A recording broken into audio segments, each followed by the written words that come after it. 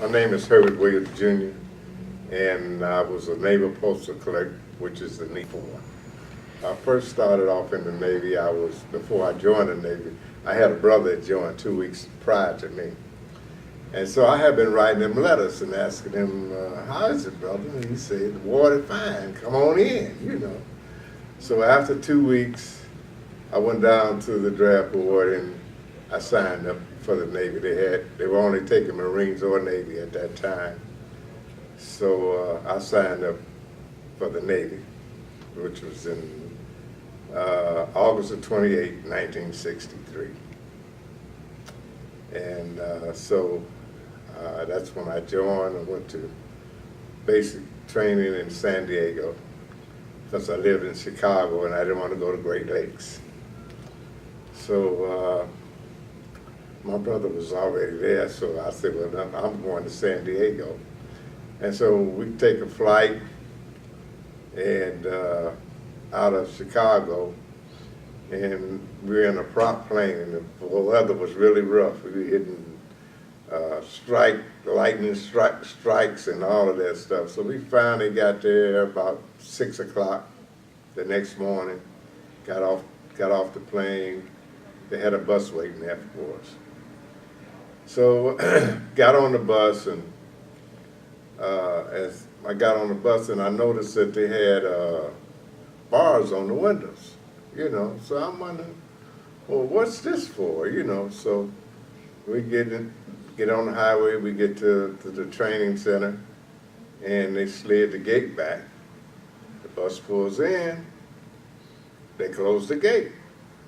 Then this chief gets on the bus and they start screaming and hollering. So everybody off the bus, everybody off the bus. So I got off the bus.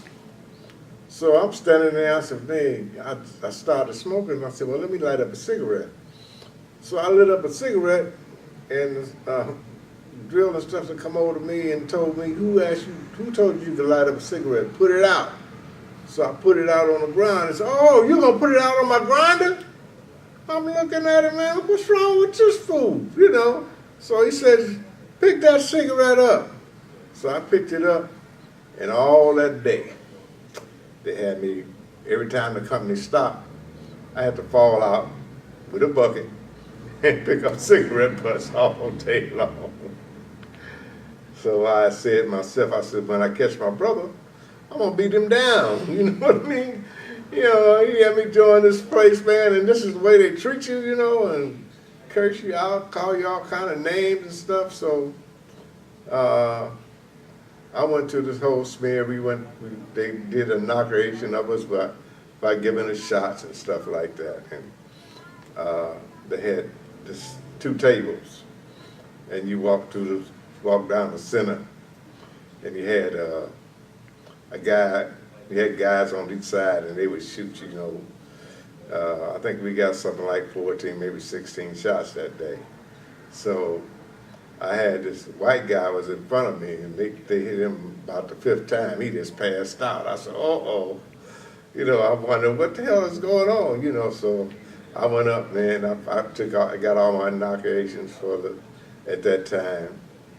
And so I was pretty cool with that, So I said, well, you got to have them, And then after that, they took us over, and they started giving us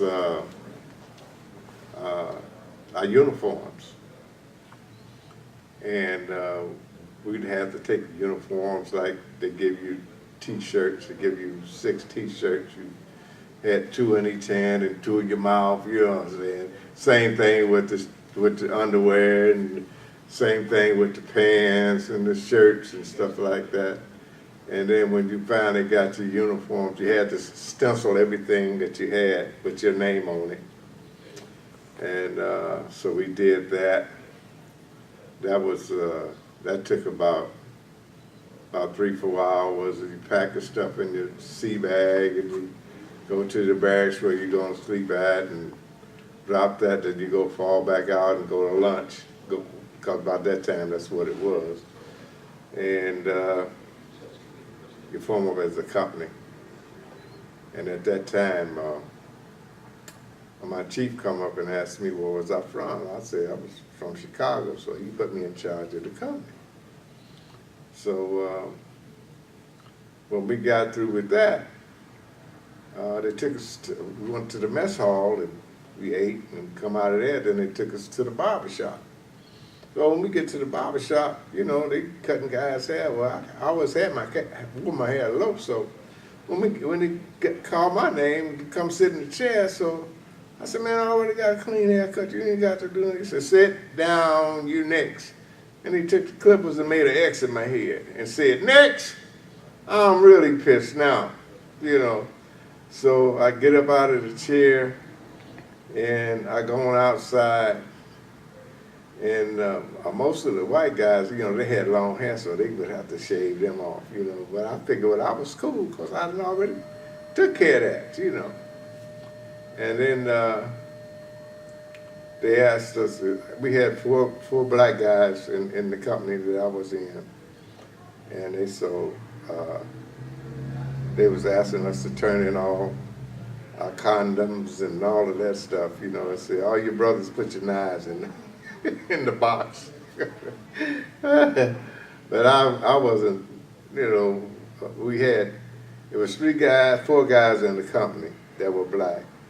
It was me, a guy named Peck, and another guy from Chicago Heights.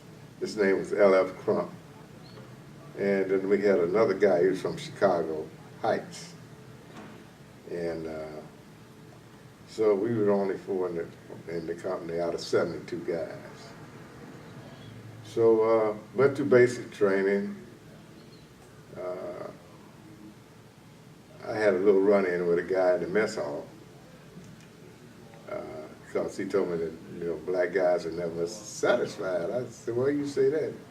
He said, well, you know, you ask for extra eggs, and said, you guys ain't never satisfied. So what I did was I took the whole tray of food and dumped it on him. And then I stepped across the chow line and I started beating on him, you know. So finally a couple of sugar patrol came, they pulled me off of him, and they took me over to battalion headquarters. And so this was about my third week. So when we get to battalion headquarters, they had me standing up on the wall in front of the 12 general orders. So the commander come in, and he said, stand at attention. So I stood at attention, and he takes his hand and pushes my head into the wall, you know. So when he does that, I come off the wall, and I hit him about 3-4 times. And I danced off. I figured I could whoop him. That man hit me about 5 times with some karate moves, and that was it. He knocked me out. So when I come to, they took me in his office and set me in a chair, and he come in and was telling me about his best friend was a black guy, and I didn't really want to hear that. You know, I wanted out then, because back then when you take a test, if you flunk one of the tests, they put you out, you know. So this was my third week test, and so when they gave me the test, I marked all the questions wrong, all the answers wrong. So when they read the scores, and they got to my name and said, Herbert Williams, 70. I said, what? I know. So they was not going to let me off that easy, you know. So I managed to get through it, you know. But at the time, when most guys join the service, most of them are around about 18.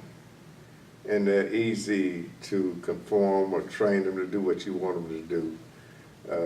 The guys that were in their 20s, you know, when they joined, they already had their life set, you know, how they want to do things, and it was hard for them to conform to rules and regulations.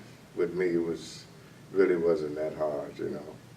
But I mean, it was okay. I went through basic training, and I went home in November, and that's when they shot President Kennedy. I was home for that, and that was a really trying time in everybody's life, you know. Everybody loved him, and they thought he was doing a real good job. And he got a second term, and before you know it, he was gone. So I left and went to the ship that I was on, was USS Topeka.